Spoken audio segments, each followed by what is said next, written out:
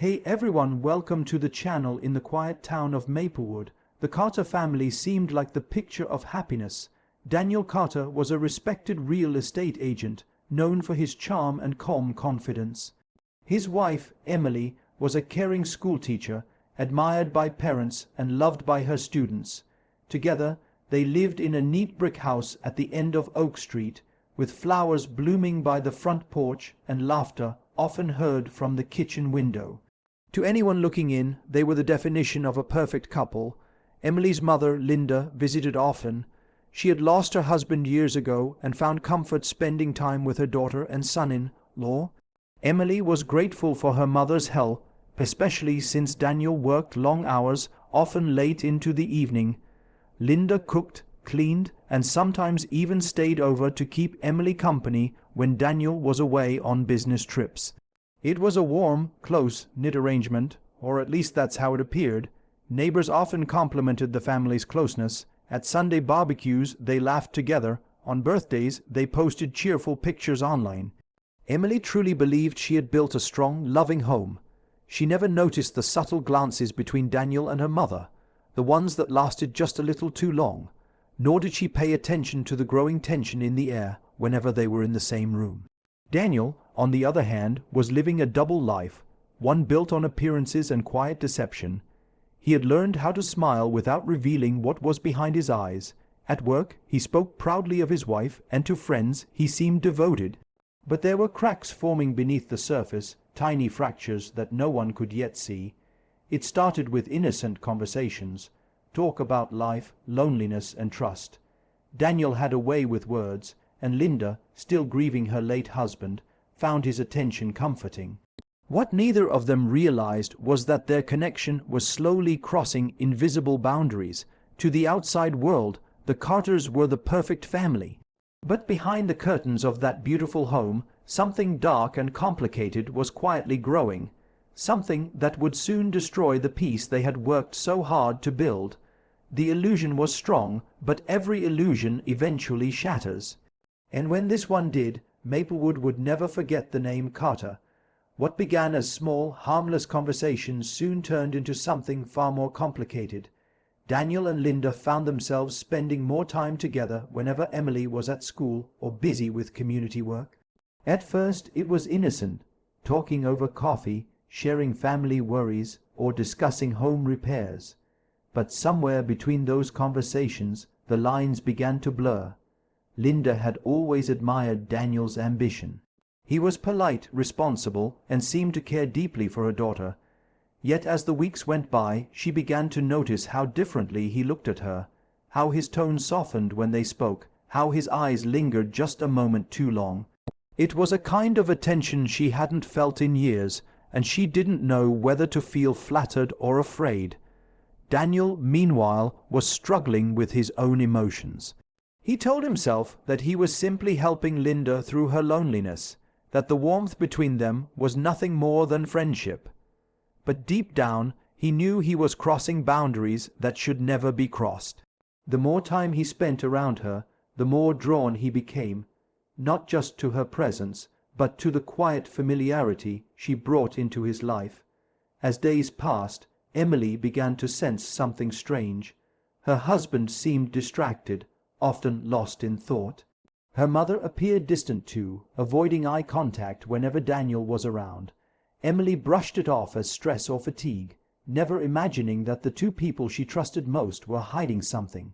One evening, as a storm rolled across Maplewood, Daniel stopped by the house earlier than usual. Emily was still at work, and Linda was alone, tidying up the living room. The rain poured outside as thunder echoed through the streets. They sat together in silence, listening to the storm. What should have been a simple moment of comfort turned into something that neither could take back. From that night on, everything changed. The once warm bond of family began to twist into something secret and dangerous. They both knew what they were doing was wrong, yet neither could seem to stop. Behind the closed doors of that perfect house, betrayal had taken root. And while they tried to keep it hidden, the walls had a way of listening, and secrets, no matter how deep, always find their way to the surface. It had been months since the night of the storm, And though life in the Carter household looked unchanged from the outside, Emily could feel something was off. Daniel had grown more secretive, guarding his phone, taking calls in other rooms, and avoiding her questions about work. Her mother, too, had started visiting less frequently, claiming she was busy or not feeling well. Emily tried to believe them both, but the growing distance between the three of them gnawed at her heart. One Saturday morning, while Daniel was in the shower, his phone buzzed on the nightstand. Emily never snooped before, but something inside her pushed her to look this time. The message preview on the screen made her blood run cold. It wasn't from a stranger. It was from her mother, and the words were far too personal, far too familiar. Her hands trembled as she unlocked the phone and scrolled through the messages. What she found shattered her world. The texts weren't explicit, but they told a story of secret meetings, guilt, and emotional intimacy. Phrases like, "I can't stop thinking about you," and "she's starting to notice," left no room for misunderstanding. Emily's chest tightened as tears blurred her vision. She dropped the phone, struggling to breathe, feeling the floor vanish beneath her feet. When Daniel came out of the shower, he immediately knew something was wrong. Emily stood frozen, holding his phone in her shaking hand. Her face was pale, her eyes wide with disbelief and pain. There was no way to explain what she had seen, no excuse that could soften the blow. Silence filled the room, heavier than thunder. Later that day, Emily drove to her mother's house without a word to Daniel. She didn't knock, she simply walked in. Linda's face turned white when she saw her daughter standing there, holding the printed text messages. The air grew thick with shame and regret. "What have you done?" Emily whispered. Her voice cracked, not with anger but heartbreak. Linda tried to speak, to explain, but no words could undo the betrayal. That confrontation changed everything. The illusion of family, of trust, of love. It all collapsed in that moment. The truth was no longer hidden, and from that day forward, nothing in Maplewood would ever be the same again. After the confrontation, the Carter family fell into silence. Emily stopped speaking to both her husband and her mother. Days passed like shadows, long, cold, and heavy. Daniel moved into the guest room, while Emily stayed in the master bedroom with the door locked each night. The house that once felt warm now echoed with tension and regret. But silence, like guilt, never lasts forever. One rainy evening, a week after Emily discovered the truth, Daniel finally broke. He came to her door, his voice trembling. "Emily, please," he said softly, "let's talk. I need to explain." For a long time she didn't answer. Then, slowly, she opened the door. Emily stood there, eyes red from crying, her face pale and tired. She didn't shout, she didn't cry this time. Her voice was calm but cold. "Explain what, Daniel? How you betrayed me with my own mother?"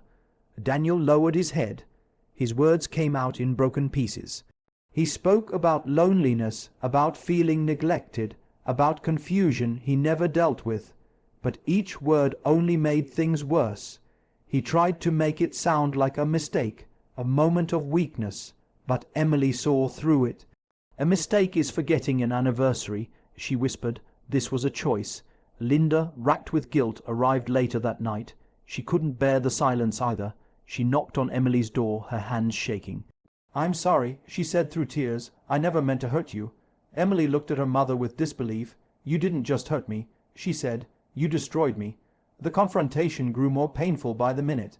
Years of love, trust, and family memories unraveled right before their eyes. Linda broke down, sobbing uncontrollably. Daniel stood frozen, unable to look at either of them. Emily's heart, once filled with love for both, now felt completely hollow. At that moment, something inside her shifted. The pain turned into cold clarity. She quietly packed a small bag, took her car keys, and walked out into the rain. Daniel tried to stop her, but she didn't even glance back. That night marked the end of the Carter family as Maplewood knew it. The husband's confession didn't bring peace, it only revealed the full depth of betrayal. And in the darkness of that storm, Emily disappeared into the night, leaving behind a silence that no one in that house would ever forget. For 2 days no one heard from Emily. Her phone went straight to voicemail and her car was nowhere to be found. Panic spread through Maplewood. Friends called, neighbors knocked, and soon the police were involved. Daniel told them she'd left after an argument, claiming she just needed space. But his voice shook each time he repeated the story. Linda was barely holding herself together. She hadn't slept or eaten since Emily vanished. The weight of guilt crushed her, and every knock on the door made her jump. Deep down, she feared the worst, that her daughter's disappearance was because of her. The betrayal had already destroyed their family. Now it might have taken Emily's life too. 3 days later, a park ranger spotted Emily's car abandoned near a quiet lake on the edge of town. Her purse and phone were still inside, but there was no sign of her. The entire community joined the search, volunteers, police, even Daniel himself. For the first time his confident mask was gone. He looked pale, haunted, and broken. As the investigation deepened, detectives began to uncover inconsistencies in Daniel's story. Neighbors recalled hearing shouting the night Emily left, something Daniel had denied. Security footage from a nearby gas station showed his car following Emily's that same night, minutes before she disappeared. When confronted with the evidence, Daniel's calm facade finally cracked. In an emotional breakdown, he confessed.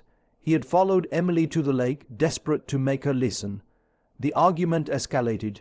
She accused him of ruining her life, and in a moment of rage and panic, he pushed her. She fell, hit her head, and never got back up. In fear, Daniel had hidden her body in the woods nearby, hoping no one would find out. When the police recovered Emily's body, Maplewood fell silent. The town that once admired the Carter family now whispered their name in disbelief. Daniel was arrested, and Linda, stricken with unbearable grief, moved away, never to return. The story became a cautionary tale, a reminder of how secrets, once buried, always find their way to the surface.